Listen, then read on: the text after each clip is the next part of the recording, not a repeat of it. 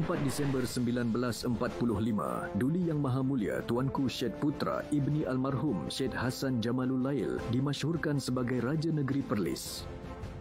Pada hari ini, dalam tahun 1945, Duli Yang Maha Mulia Tuanku Syed Putra Ibni Almarhum Syed Hassan Jamalul Lail dimasyhurkan sebagai Raja Negeri Perlis, menggantikan almarhum Raja Syed Hamzah Jamalul Lail. Baginda diputerakan pada 25 November 1920 di Arau dan mendapat pendidikan di Penang Free School. Baginda dilantik sebagai Raja Muda Perlis pada 4 April 1938 sewaktu pemerintahan Duli Yang Maha Mulia Raja Syed Alwi Jamalul Lail.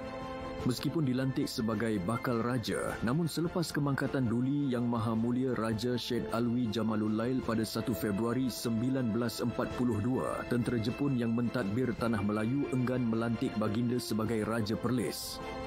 Pada tahun 1945, selepas Jepun ditewaskan, baginda kembali ke Perlis dan dimasyhurkan sebagai Raja Perlis. Istiadat pertabalan baginda diadakan pada 12 Mac 1949.